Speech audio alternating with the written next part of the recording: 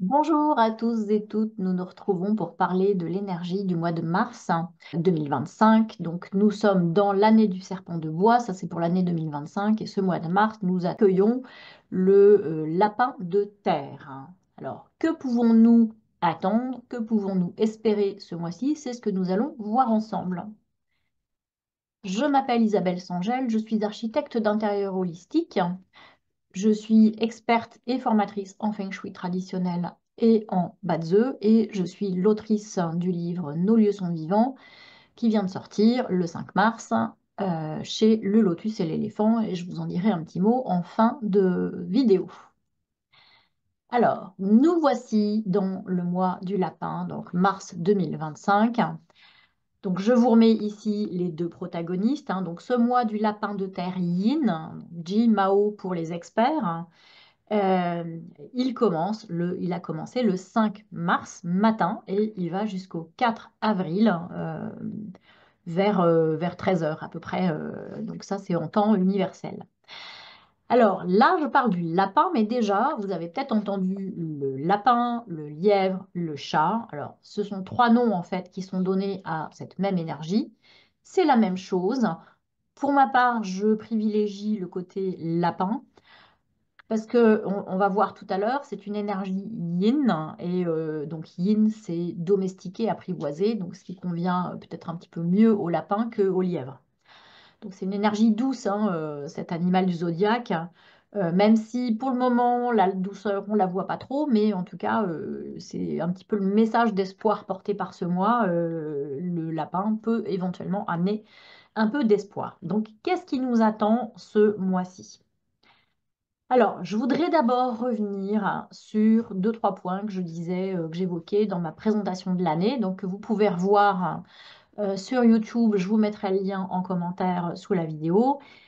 Je disais que l'année du serpent de bois, donc 2025, serait une année riche en imprévus, qu'il fallait s'attendre à tout et en particulier aux imprévus. Donc, du fait de cette torsion qu'on avait ici au centre de l'animal, hein, du fait aussi que c'était un animal qui était composé uniquement d'éléments yang.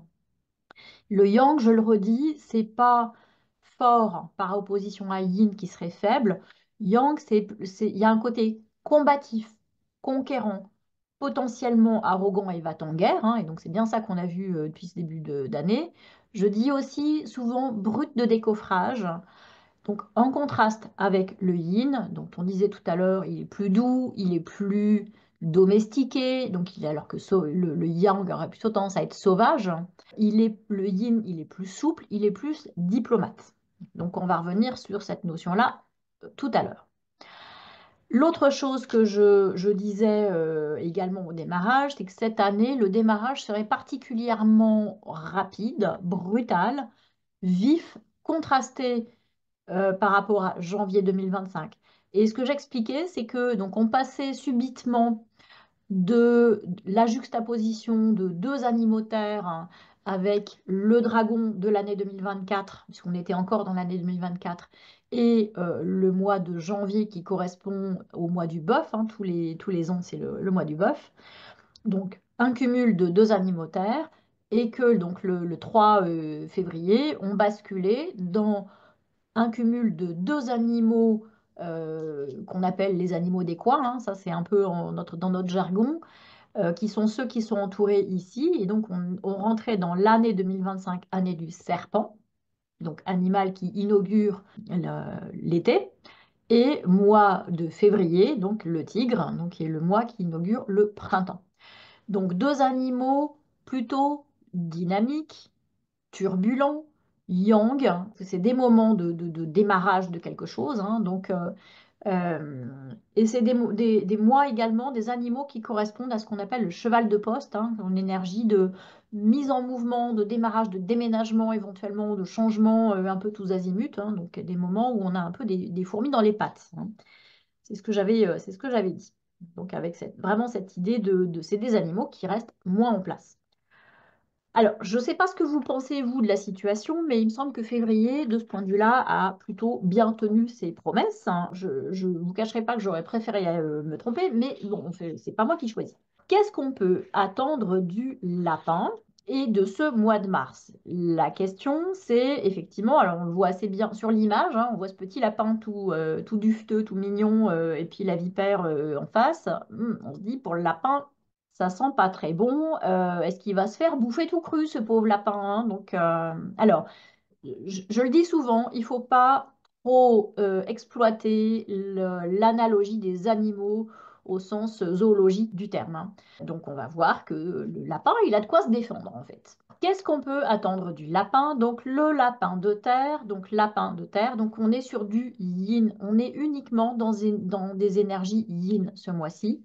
Le yin, je le rappelle, hein, je le rappelais tout à l'heure, hein, c'est de la douceur, de la souplesse, de la rondeur, de la diplomatie.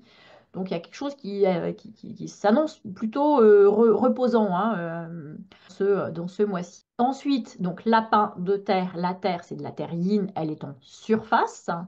La terre, donc terre yin, on est sur une énergie calme, constante. Donc c'est de la constance, de la stabilité.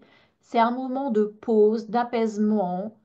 On souffle, hein, on pose les valises et puis on prend le temps de réfléchir à la suite. On n'est pas, donc la terre yin, elle est souple. On n'est pas sur une terre yang qui, elle, est vraiment dans l'obstruction. On n'est pas sur quelque chose qui fait chape de plomb, hein, ou chape de plutôt dalle ou pierre tombale. Le lapin, de son côté, c'est du bois yin et c'est quasiment à presque 100% uniquement du bois yin. En fait, dans les animaux, c'est peut-être la précision, le moment de préciser que dans tous les animaux du zodiaque, en fait, les 5 éléments sont présents, mais pour certains, ils sont vraiment à l'état de trace, hein. Donc là, dans le lapin, ce qui est agissant, visible, puissant, on va dire, hein, c'est vraiment le bois et c'est du bois yin. Alors, ce bois yin, il est créatif, ça c'est la nature du bois. Il est innovant, c'est aussi la nature du bois. Il est sensible, empathique, généreux, bienveillant. Ça, c'est le bois aussi en général. Et ce bois yin, il est surtout du côté de la douceur. Il y a vraiment une idée dans le bois yin de résilience, de guérison, bienveillant au service du vivant. Et ça, c'est quand même quelque chose qui devrait nous faire un peu du bien ce mois-ci. Alors, on pourrait se dire, le lapin, ce bois yin, il est gentil, et comme il est gentil, il va se faire bouffer par le serpent. Alors, c'est pas tout à fait ça. Parce que dans l'idée, c'est le bois qui contrôle la terre, hein. C'est-à-dire que la terre ici, parler de la structure, hein, le matériel, hein, la matière, hein, elle est contrôlée par ce bois. Donc c'est le bois qui est aux commandes en fait ce mois-ci. Dans ce mois, donc, il y a vraiment une idée de douceur, et de retour aussi sur la question de son chez-soi. Parce que le yin, c'est vraiment une énergie de recentrage, repli. C'est un petit peu cette énergie de l'entrée dans l'automne et puis qui nous amène vers l'hiver, hein. Donc vraiment l'idée de ça y est, on rentre chez soi. Repli. Alors, le repli, ça peut nous faire penser à ce qui se passe aux États-Unis en ce moment, hein. Repli sur soi, on coupe toutes les aides, on rétablit nos frontières, etc. Donc ça peut aussi coller avec cette énergie du yin. Mais globalement, on peut penser que c'est de la douceur qui va nous arriver ce mois-ci. En tout cas, on l'espère.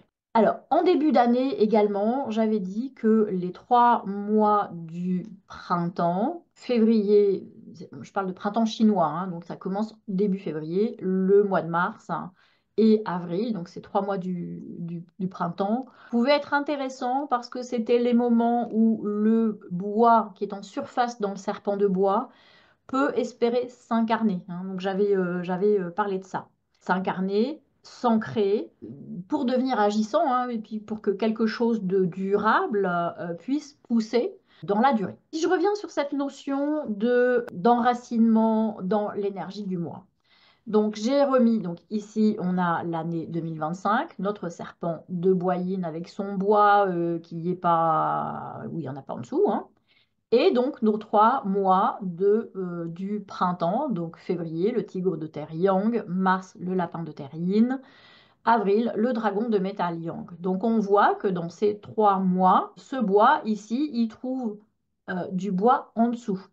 Donc quand on parle d'enracinement, c'est ça, hein, c'est est-ce que j'ai du bois en dessous qui me permet de consolider ces arbres en fait qui ont des racines ou qui n'ont pas de racines. Donc là, notre arbre de 2025, ça y est, il trouve une racine. Donc ça, c'est plutôt bien. Ce qui est intéressant, le mois de mars, dans ces 3 mois-là, c'est celui qui est peut-être le plus porteur d'espoir, parce que déjà, c'est là que le bois est le plus fort. Hein. Et l'autre chose, c'est qu'on a vraiment une même nature énergétique. C'est que là, c'est du bois yin, et là, c'est aussi du bois yin. Donc, on est sur une cohérence énergétique qui fait que c'est a priori plus constructif. S'il y a un mois cette année qui peut nous apporter l'espoir que quelque chose de constructif se passe au service de l'humain, du vivant, de solutions nouvelles, de la résolution de défis qui se présentent à nous, c'est ce mois-ci, mois du lapin de terre yin. Alors, quelle forme ça va prendre? Je ne sais pas. Le retour des diplomates, peut-être, hein, parce que pour le moment, il y a quand même plein de gens qu'on n'entend pas, qu'on n'a pas entendu sur ce début d'année. Et peut-être qu'ils ont eu raison de ne pas s'exprimer parce que le temps n'était pas venu à ce qu'on leur donne la parole ou à ce qu'ils soient audibles de façon générale. Donc, en tout cas, le temps qu'ils ont peut-être pu prendre pour préparer un petit peu leur posture et puis c'est maintenant qu'ils peuvent s'exprimer effectivement. Donc voilà sur la présentation de ce mois-ci. Hein, je n'en dis pas grand-chose d'autre. De la douceur, potentiellement quelque chose de constructif parce que le bois est consolidé, avec quand même le risque d'un repli sur soi sur des questions d'ordre domestique. Hein. Bon, on va voir. Ce mois-ci, il y a des journées qui vont être particulières, hein, qui clignotent un peu spécifiquement. La première chose, c'est concernant cette énergie du bois, il va y avoir des moments où ce bois, il ne va pas être aussi disponible que ça. Il y a deux types, déjà il y a deux dates, hein, deux types de journées qui sont concernées ce mois-ci. Le premier type, c'est il y a des moments où le lapin du mois, il va se prendre le chou, il va se prendre le bec, plus exactement, avec le coq. Donc les journées du coq, sont des journées où le bois, il va nous dire en quelque sorte, bah oui, t'es gentil, je sais bien que tu as besoin de moi, mais là, je suis occupé, donc reviens demain. Ces journées-là, ça va être le 5 mars, le 17 mars et le 29 mars. L'autre chose, c'est que si on regarde maintenant le sommet de l'année, donc ce bois yin qui est sur la surface et dont on attend qu'il s'enracine ce mois-ci, il y a des moments où il ne va pas être disponible. Et ça, c'est quand arrivent des journées avec du métal yin au-dessus. Et ça, c'est le 13 mars, le 23 mars et le 2 avril. Hein. Donc là, je suis toujours dans le mois du lapin, mois de mars. Alors, quelle forme ça va prendre? Donc, c'est des moments où le temporel est un petit peu en instabilité, clash. Cette instabilité fait que des choses durables ont plus de mal à s'installer. Hein. Donc, ça, c'est des journées où faut pas forcément s'attendre à trop d'éléments constructifs. En tout cas, peut-être même y avoir un peu des événements, là, pour le coup, vraiment, vraiment inattendus. L'autre type de journée, ce qui va être intéressant à noter, c'est des journées où il y a de l'eau. Je vous rappelez, je vous disais, cette année, il manque deux choses. Hein. Il manque le bois en dessous et il manque l'eau qui n'est pas du tout dans l'équation de l'année du serpent de bois. Donc, on va avoir des journées qui nous amènent cette eau. Là où cette eau va être la plus disponible, la plus utile, je le dis, je le pose d'emblée, ce sont les journées du bœuf et les journées du rat. Donc là, je vous ai mis suite, hein, donc c'est le 8 et le 9 mars, le 20 et le 21 mars et le 1er et le 2 avril. Ok, donc ça, c'est là, l'eau, elle est disponible. Après, il y a des moments où l'eau, ça va être un petit peu plus compliqué. Elle est présente, mais elle a un petit peu du mal à s'exprimer. La première famille de journées, c'est les jours du singe. Donc là, on va en avoir deux ce mois-ci, le 16 mars et le 28 mars. Donc ce sont des journées du singe, mais le singe, on l'avait dit en début d'année, il s'entend très très très très bien avec le serpent et même tellement bien que, on va dire, c'est un peu Roméo et Juliette, plus rien n'existe pour eux. Et voilà, ils se regardent dans le blanc des yeux et du coup, il n'y a pas grand-chose, il y a pas grand-chose qui en sort. L'autre animal un petit peu particulier à ce niveau-là, c'est le cochon. Donc le cochon, il y a beaucoup d'eau dans ce cochon, mais le cochon et le serpent, ils s'entendent pas très bien. Pourquoi? Parce que ils sont tous les deux à vouloir la place du chef. Hein. Donc l'eau est là, mais on va dire on discute à savoir qui c'est qui a plus raison que le copain en fait. Hein. Donc, c'est pas sûr que l'eau soit vraiment très utile ces jours-là, mais en tout cas, ça va être intéressant de voir ce qui se passe dans ces journées-là. Donc, on a le 7 mars, le 19 mars et le 31 mars. Donc, voilà sur les journées que moi, je voulais mettre en avant. Qu'est-ce qui va se passer précisément? pas très simple. Enfin, moi, encore une fois, on n'est pas dans de la voyance, hein, on est plutôt dans une projection des forces qui viennent à nous et la façon dont elles peuvent s'exprimer, ça peut être ça peut prendre beaucoup de formes différentes. Et là, on voit bien que depuis ce début d'année, on est dans une situation un petit peu particulière parce que tout dépend des hommes, des individus, hein. Donc, il y a des gens dont on parle beaucoup, hein, depuis ce début d'année, Donald Trump, Elon Musk, Vladimir Poutine, Zelensky. Donc ça, c'est quand même des gens dont on parle beaucoup. Donc c'est quelque part, enfin, même si c'est pas les plus impactants de l'équation, leur action, leurs décisions, leurs comportements vont quand même être vraiment impactants. J'ai envie de revenir, de faire un petit rappel, un petit focus sur la place de l'homme dans la pensée chinoise et en particulier cet idéogramme que moi j'aime beaucoup qui est Wang, qui signifie le roi, le prince, les dirigeants, le leader, etc. Donc, tous les gens dont j'ai cité le nom, ils font partie de cette catégorie-là, hein. Ce sont des Wang, hein, d'une certaine façon. Dans cet idéogramme, on retrouve trois forces, la théorie des trois forces, le ciel, l'humain et la terre. Et le rôle du prince, du roi, du dirigeant, c'est de mettre en cohérence ces trois forces, hein. Donc c'est le sens donné par cet axe central. Alors comment ils vont faire? C'est ça qui va être interpellant dans ce mois-ci. Alors, quand je parle de l'humain, hein, l'humain qui est ici, ça peut se lire à plusieurs niveaux, hein. Si le roi dont on parle est le dirigeant d'un pays, hein, les Trump, Zelensky, et Poutine, alors l'humain, c'est le peuple, hein, donc c'est l'ensemble des habitants. Et si le roi dont on parle, c'est l'individu, c'est chacun de nous dans son fort intérieur, hein, ce que les coachs appellent notre royauté intérieure, ça passe par mettre en alignement l'humain, ici, c'est notre partie humaine, hein, alors j'ai envie de dire humain trop humain, humaine trop humaine, les pulsions, les égos, nos ambitions exagérées, notre arrogance éventuellement, hein, c'est tout ça. Donc là, la situation, elle va se jouer aussi bien au niveau de quelques individus qui vont ou pas se transformer en roi ou en prince. Et ça, l'histoire n'est pas écrite, hein, je pense que c'est ça la conviction profonde. Voilà, en résumé, c'est un mois clé cette année. Ce qui poussera ce mois aura une chance de perdurer, sinon il faudra attendre. Alors, j'en profite, hein, pour vous faire part de quelque chose que je vois depuis quelques semaines. Alors, j'ai eu pas mal de demandes d'amis sur Facebook. Alors, je me dis, c'est normal, je fais beaucoup de communication en ce moment du fait de la sortie de mon livre, donc je mets plein de trucs en place. Donc, c'est plutôt logique qu'il y ait des gens qui viennent, qui s'intéressent à moi. Les gens que je vois se connecter, ce sont des profils que j'avais pas l'habitude d'avoir jusqu'ici, hein, donc des profils avec peu d'amis, des photos on va dire, des personnes mûres, des bons papis, des bonnes mamies, hein, des gens dans la force de l'art normale, hein, que souvent, voilà, ces profils qui ne m'ont pas spécialement attiré d'attention. Alors, j'ai quand même vu aussi des profils avec des photos qui, de toute évidence, sont faites en IA, en intelligence artificielle. Donc ça, ces profils-là, moi, je ne les ai pas forcément acceptés comme amis. Dans les jours, donc j'en ai accepté pas mal, hein, et dans les jours qui suivent, hein, ces gens-là, ces profils, je parlerai de profils plus que de gens parce que je pense qu'en fait, il n'y a pas vraiment des gens derrière, en tout cas pas les personnes en question.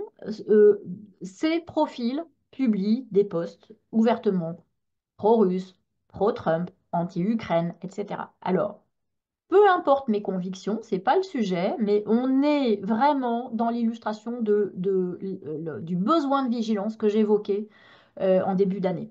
Une autre anecdote, j'ai un ami donc on discute et il m'a conseillé une appli gratuite pour faire des super montages vidéo, par exemple pour ce genre de conférence, hein, donc je vais voir, ça a l'air super, c'est gratuit, je télécharge.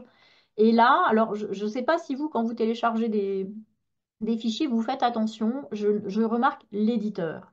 L'éditeur du logiciel, je vois ByteDance. ByteDance, je me dis, j'ai déjà entendu ce nom-là. Donc je vais voir sur Internet et là, je vois ByteDance, c'est l'éditeur chinois de TikTok. Donc c'est une entreprise dont on a beaucoup, beaucoup, beaucoup entendu parler ces derniers temps.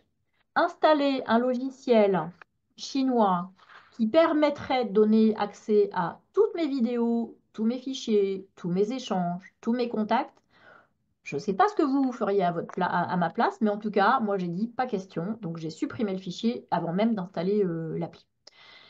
Je répète une chose, hein, c'est que donc les applis gratuites, c'est tentant, bien évidemment, mais n'oubliez jamais qu'en marketing, on dit si c'est gratuit, c'est que c'est vous le produit, vous ou vos données, hein. Donc soyez vigilants là-dessus, pensez-y.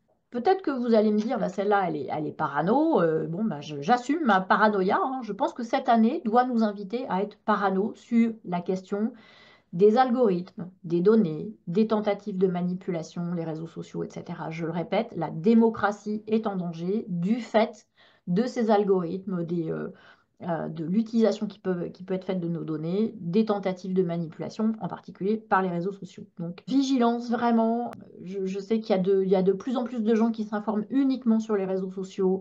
Je pense qu'il faut vraiment être très prudent, très critique, très circonspect sur ce que vous donnez à manger à votre cerveau comme information, en fait. Voilà, donc on se retrouve le mois prochain pour le mois du dragon de métal Yang.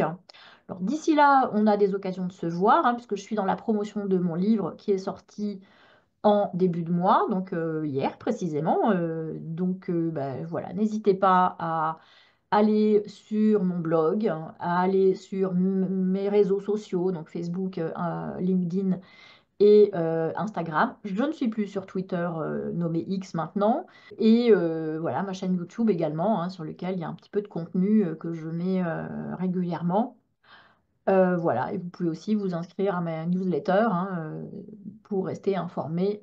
Donc ça se passe sur mon site internet dont les coordonnées sont je vous les mettrai en commentaire. Pensez à liker, à commenter cette vidéo, à vous abonner. Ça, ce sera, bah, c'est le meilleur moyen qu'on reste en contact, hein. Puis, bah, je vous dis à très bientôt et passez un joli mois de mars. Profitez-en, soufflez et gardez espoir. Voilà, surtout. Merci à tous et à très vite.